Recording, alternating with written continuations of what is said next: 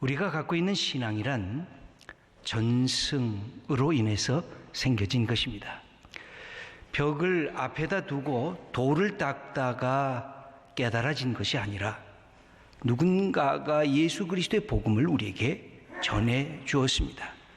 그 복음이 내 속에 심어지면서 우리가 예수님이 우리의 주님인 것을 고백하고 하나님이 우리의 아버지인 것을 고백하게 된 것, 그것이 우리의 신앙의 과정이고 전승이었습니다. 여러 성도님들에게 질문해 보려고 합니다. 여러분들은 예수님을 믿은 후에 예수님에 대한 전도를 해 보신 적이 있습니까? 평생 어떤 분은 나는 한 번도 전도라는 것을 해본 적이 없다, 그렇게 말씀하신 분도 있습니다. 나는 그런 전도 훈련을 받아본 기억이 없다. 그것은 전문 전도자가 하는 그것이 바로 전도 아닌가? 나는 아직 전도할 만큼 신앙이 자라나질 아니했다. 아니, 나 자신도 예수 믿기가 버거운데 어떻게 남까지 예수 믿으라고 하면서 전도할 수 있단 말인가? 이렇게 되묻는 분들도 있습니다. 여러분, 우리가 어떻게 하면 전도할 수 있는 마음이 되는 것일까요? 가장 중요한 것은 예수를 믿는 것이 내게 기쁨으로 다가와야, 내게 감사한 하나님의 말씀으로 다가와야 전도를 시작할 수가 있는 것입니다. 우리가 이런 기쁨이 있어도 실상은 전도할 때 어려움을 겪게 됩니다. 두려움이 우리를 붙잡고 있습니다. 내가 예수 전하다가 거부당하면 어떡할까? 내가 예수 전도하는 것이 사람들에게 조롱받으면 어떠할까? 이런 두려움이 우리들에게 있습니다. 때로는 예수님을 믿는 내 삶을 봐도 부끄럽다. 내가 예수 믿으면서도 거짓과 불의와 더러움이 나를 붙잡고 있는 것을 내가 아는데 어떻게 다른 사람에게 예수 믿으라고 말씀할 수가 있을까 하는 그것에 대한 마음의 부끄러움이 있습니다. 내가 예수님을 믿는데도 화를 버럭 잘 내고, 내가 오래 참지 못하고, 절제 능력이 부족하고 예수 믿는 나나 다른 사람의 모습이 별로 다른 것이 없는데 어떻게 예수님을 믿으라고 이야기할 수가 있는 것일까? 이런 데 대한 자괴심 때문에 예수님을 증거하는 것을 주저하시는 분들이 계십니다. 또 어떤 경우에는 예수 믿으면 전도를 하게 되면 대가를 치를 용기를 가져야 되는데 그런 용기가 없다는 것입니다. 우리가 사도행전을 읽어보면 예수 믿는 사람들은 그들의 복음을 증거하면서 그들이 고난을 받았습니다. 생명 걸고까지 했던 그 모습을 볼 수가 있습니다. 이런 힘들고 어려운 일을 내가 어떻게 감당하란 말인가? 또 어떤 경우에는 이 세속적인 말로 귀차니즘, 게으름 때문에 전도하기를 거절하는 경우도 있습니다. 이기주의적인 마음 때문에 말하기도 싫고 움직이기도 싫다는 것입니다. 대가를 지불하기는 더더욱 싫다는 것입니다. 귀찮아서 성경 안 읽는다는 것입니다. 귀찮아서 기도하지 않는다는 것입니다. 귀찮아서 봉사하지 않고 귀찮아서 전도하기 싫다. 이런 마음이 우리 속에 슬금슬금 들어와서 전도하는 것을 거절할 때도 있습니다. 여기서 우리가 다시 한번 생각을 해보십시다. 우리가 일주일에 한번 주님의 날 주일날 시간을 내어서 예배를 드리고 있습니다. 이것은 우리의 생애 전체를 보면 엄청난 인생의 투자라고 할 수가 있습니다. 어떻게 매주일 이렇게 나가는 데가 어디에 있습니까? 그것도 헌금을 정성스럽게 준비하면서 나옵니다. 돈을 내가 내면서 평생 매주 그렇게 열심히 참여하는 데가 교회 외에 또 어디가 있겠습니까? 우리에게는 참으로 엄청난 시간과 정성과 물질의 헌신이 우리에게 있다고 말씀드려도 괜찮을 것입니다. 그럼에도 불구하고 잠은 자답을 할 필요가 있습니다. 내가 정말 예배 드릴 때 내 영혼이 기뻐 뛰노는가? 내가 예수님 믿는 것이 자랑스러운가? 내가 예수님을 더더욱 믿고 기도하고 예배드리고 말씀 읽고 싶은 마음이 내 속에서 이렇게 용솟음치는가? 하나님이 나 같은 자를 사랑하시고 그 놀라운 사실 때문에 감격이 되고 감사가 되는 그 마음이 내 영혼을 붙잡고 있는가? 이것이 있지 아니하면 내가 그렇게 하나님 앞에 예배드리고 믿음의 삶을 산다고 하지만 전도할 수 있는 그런 마음의 준비가 되지 않다고 할 수가 있습니다. 우린 예수 믿는 기쁨과 자랑이 있는가? 물어볼 필요가 있습니다. 지난 여름 청년부에서 남해 여름 사역을 하게 됐습니다. 그때 한 청년이 쓴 수기인데 이번 소망 말씀 나눔 10월호에 기록되어 있는 것입니다. 여러분들에게 한번 소개하고 싶어서 제가 읽어드리려고 합니다. 홀로 살고 계시는 할머니를 만나게 되는데 그 할머니에게 복음을 증거했던 그런 사건입니다. 하지만 동네 여느 어르신들처럼 당신은 나이가 너무 많아 늦었고 자식들이 교회 나가는 것은 좋다는 말씀만 앵무새처럼 되뇌고 계셨습니다. 나는 원래 같은 말을 반복하는 것을 정말 싫어하는 사람인데 이날만큼은 나도 모르게 남은 날이 얼마 남지 않으셨으니 하루라도 빨리 예수님 영접하시고 구원 받으셔야 천국 간다는 그 똑같은 말로 어르신께 수도 없이 반복을 했습니다. 너무 시간이 지체되고 팀원들이 지쳐가는 게 보이자 더 이상은 무리겠다 싶어 할 수 없이 간단히 축복 기도만 해드리고 가려는데 기도 후 눈을 뜨니 어르신께서 눈물을 흘리고 계셨고 예수님 영접을 어떻게 하는가 하고 물으시는 것이었습니다. 영접 기도를 함께 해드리고 나오는 모두의 눈에서 주체할 수 없는 눈물이 흘러나왔습니다. 우리가 돌아가는 발걸음을 하염없이 바라보시던 그 어르신의 얼굴을 잊을 수가 없습니다. 하나님은 이처럼 한 영혼을 얼마나 귀히 여기시고 끝까지 포기하지 않으시고 사랑하시는지를 내 눈앞에서 보여주셨습니다. 전도를 받은 이 분도 감격스러워했지만 더 감격스러워한 것은 전도하고 함께 기도하며 영접하는 것을 보았던 우리 청년들이 다 함께 눈물을 흘리며 감격했다고 하는 말씀입니다. 여러분, 전도란 참 놀라워서 전도 받은 사람도 복을 받지만 전도하는 사람이 넘치는 복을 받습니다. 그래서 아름다운 소식을 전하는 자의 발이여 하면서 구약에서도 신약에서도 그를 칭찬하고 있는 것입니다. 나라는 이기주의자가 이제는 예수님의 마음으로 세상을 품을 줄 아는 하나님의 사람이 되었다는 것입니다. 사도행전 1장 8절의 말씀을 우리 함께 읽어보도록 하겠습니다. 오직 성령이 너희에게 임하시면 너희가 권능을 받고 예루살렘과 온 유대와 사마리아와 땅끝까지 이르러 내 증인이 되리라 하시니라. 여기 보면 성령이 너희에게 임하시면, 성령이 누굽니까? 하나님의 영, 예수님의 영, 하나님이 보내신 영. 그래서 그냥 영이라고 말씀하지 않고 거룩한 영, 성령이라고 우리들에게 가르쳐 주십니다. 하나님께서는 왜 이 성령을 보내셨습니까? 우리가 창세기로부터 보면 인간이 하나님의 말씀을 거부하고 나서 인간은 하나님의 낯을 피하고 자꾸만 도망가기를 시작합니다.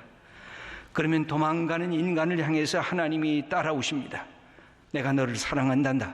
내가 너를 이렇게 쫓아가는 것은 너를 억압하기 위함이 아니라 너를 사탄의 종에서부터 해방되어 하나님의 자녀로 만들기 위함이란다.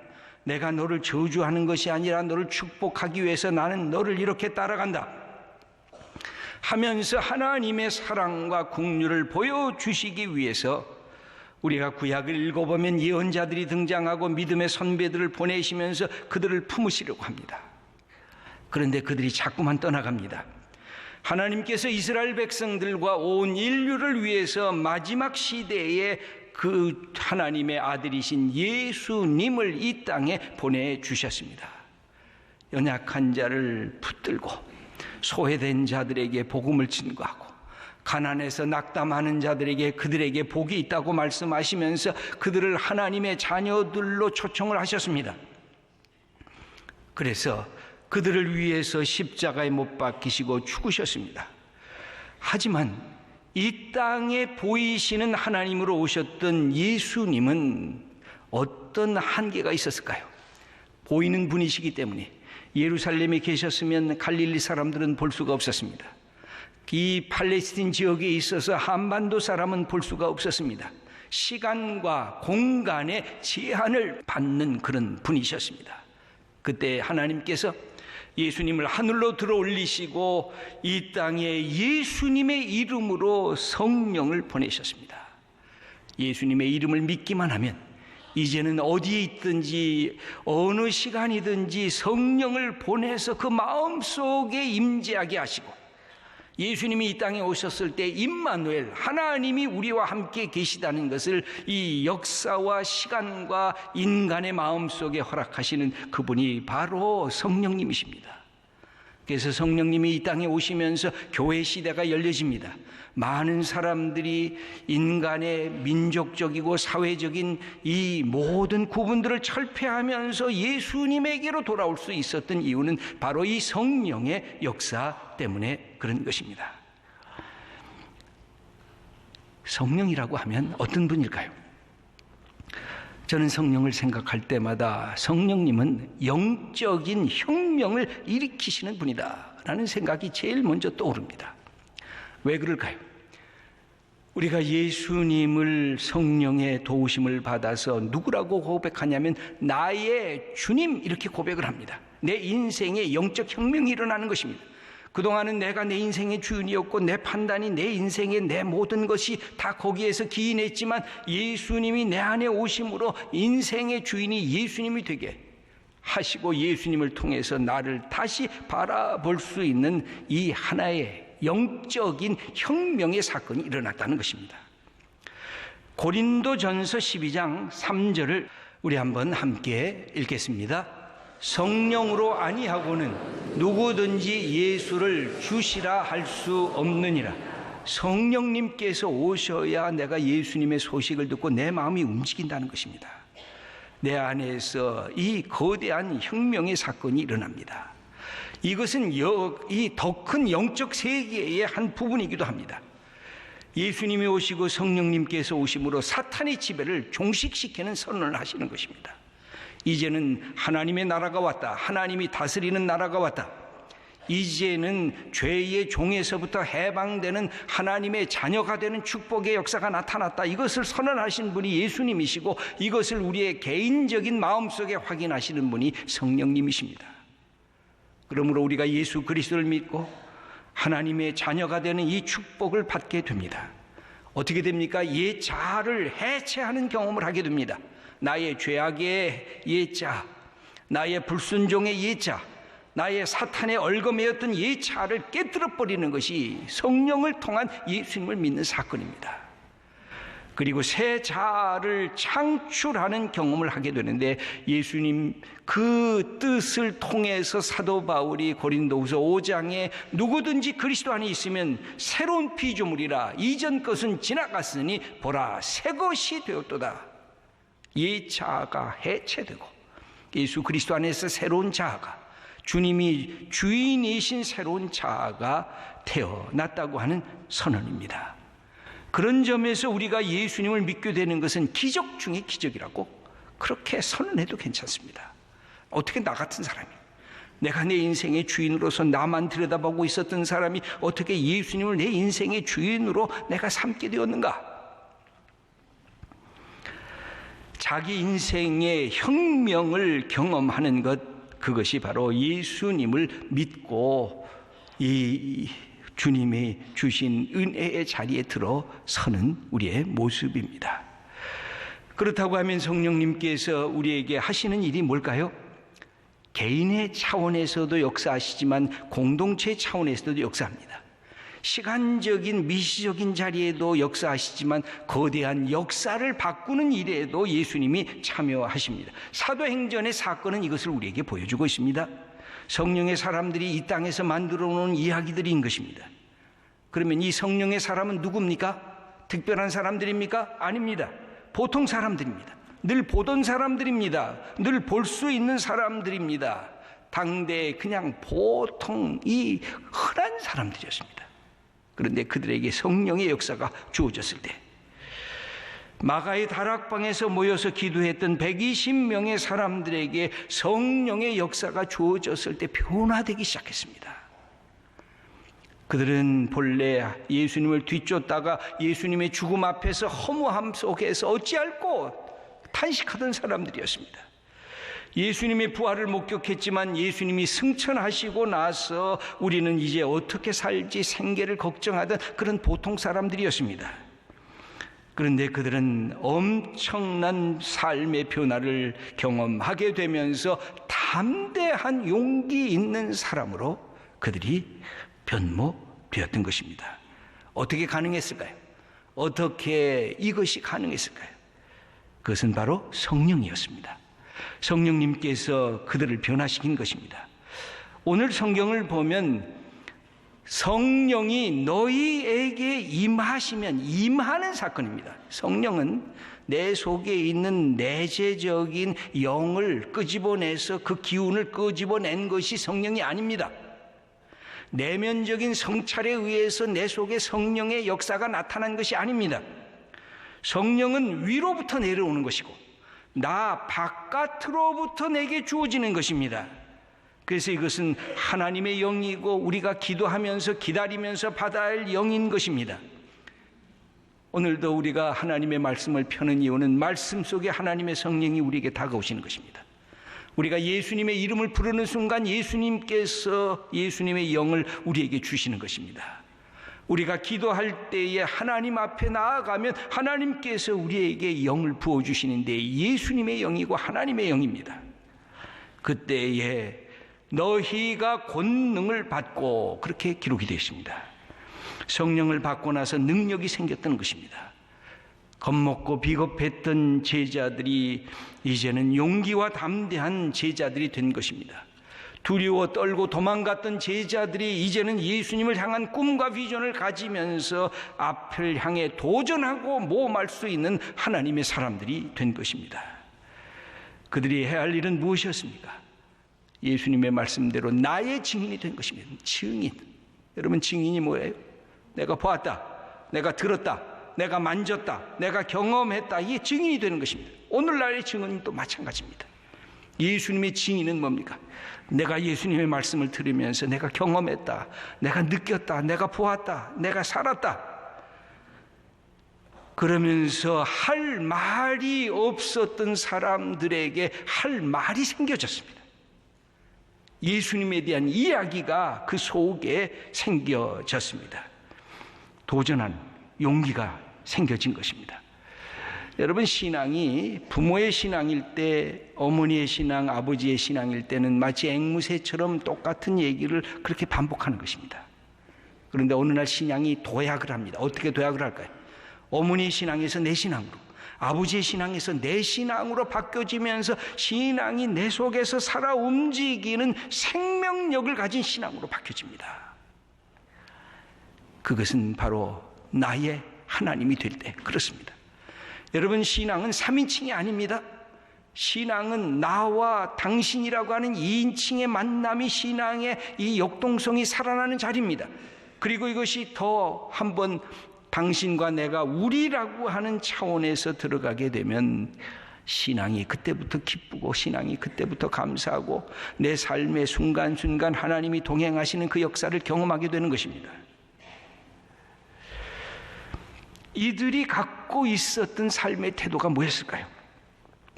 그들이 갖고 있었던 그 한계성들, 차별성들을 과감하게 뛰어넘는 사람이 되었는데, 첫 번째는 지역적인 한계를, 장벽을 다 부수고 뛰어넘었습니다.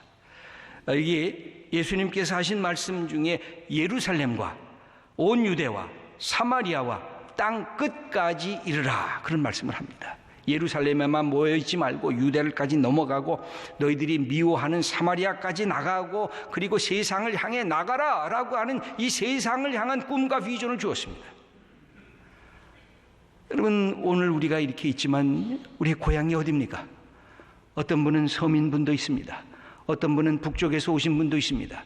어떤 분은 동쪽에서, 어떤 분은 서쪽에서. 우리가 갖고 있는 삶의 현장이 다 다르지만 이렇게 경계선을 넘어서 우리가 이곳까지 왔습니다. 이거 축복인 것입니다. 우리가 이 한국이라는 경계선도 넘어서 중국과 일본과 동남아와 저 유럽과 아프리카와 남미와 북미와 이 전 세계를 향한 하나님의 사람이 되는 것, 이 꿈을 주었습니다. 여러분, 베드로가 어떤 사람이었습니까? 갈릴리 바다 가서 고기를 잡다가 다시 집에 와서 그 고기를 나눠 먹고 또 그 다음 날이면 또 가서 고기를, 그것밖에 모르던 사람이었습니다. 그런데 그 안에 꿈이 생겼습니다. 비전이 생겼습니다. 할 말이 생겼습니다. 내가 어떻게 살아야 될까 이유를 알기 시작했습니다. 과거에는 일 자체에만 얽어매였던 그 사람이 예수님을 알면서 인생을 어떻게 살아야 돼, 보람 있는 것인가, 의미 있는 것인가, 가치 있는 것인가, 하나님께서 영광을 받으실 것인가를 깨닫게 되었다는 것입니다. 인간의 차별성을 넘어서 보편적인 하나님의 가치관을 깨닫게 되는데, 이것은 지리적인 장벽뿐만 아니라 인간이 만들어 놓은 모든 차별성을 깨뜨리는 위대한 하나님의 역사를 경험하게 됩니다. 남자와 여자의 차별성을 깨뜨려 버립니다. 예수님은 남자와 여자의 차별성을 깨뜨리면서 여자도 아브라함의 딸이라고 말을 합니다. 당대 유대인들은 남자와 여자 가부장적인 구조 속에서 꽉 이 차별을 하고 있었습니다. 그걸 예수님이 벌써 깨뜨렸습니다. 오늘날에 갖고 있는, 지금 우리가 경험하고 있는 그런 차별성보다 더 나갔습니다. 더 모든 것에 하나님의 주신 인간으로서의 존엄성을 회복시키신 분이 바로 예수님이시고 성령의 역사였습니다. 가진 자와 못 가진 자의 차별이 극복되었습니다. 사회적, 민족적, 종교적 차별성이 무너지고 있었습니다. 어떤 인간의 불일치성보다 예수님을 통한 보편성과 일체성이 더 큰 것이었습니다. 뭘 통해서 주어졌을까요? 성령의 역사를 통해서. 여러분, 예수 믿는 것이 왜 자랑스러울까요? 성령의 역사에 우리를 맡기는 것이 왜 자랑스러운 것이 될까요? 여러분, 예수님을 믿는데 자랑스럽게 예수님을 따라가세요. 성령의 역사가 올 때 나 자신을 열어놓으세요. 얼마나 믿음의 사람들이 이 성령의 역사를 통해서 새로운 삶의 자리에 들어왔는지를 모릅니다. 항상 예수님이 모든 것보다 더 크다는 그 사실 앞에 그들은 무릎을 꿇게 되고 기도하게 되고 세계를 향한 꿈과 비전을 갖고 나가게 됐던 것입니다. 사랑하는 성도 여러분, 우리의 믿음은 나 혼자서 생겨진 것이 아니라 누군가가 가르쳐줘서, 누군가가 전해줘서 된 것입니다. 우리는 사랑의 빛, 복음의 빛을 졌습니다. 우리도 우리의 이웃들에게 이 복음을 이야기해야 됩니다. 예수님을 이야기해야 됩니다. 여러분, 우리는 우리 스스로 예수 믿은 게 아닙니다. 누군가가 그 예수님의 복음을 전해주셔서 내 안에 성령께서 역사하셔서 하나님의 사람이 된 것입니다. 우리 교회 성도들이 한 영혼을 긍휼히 여기며 예수님을 자랑하며 예수님을 증거할 수 있는 복된 교회, 그리고 복된 성도님들 다 되시기를 축원합니다.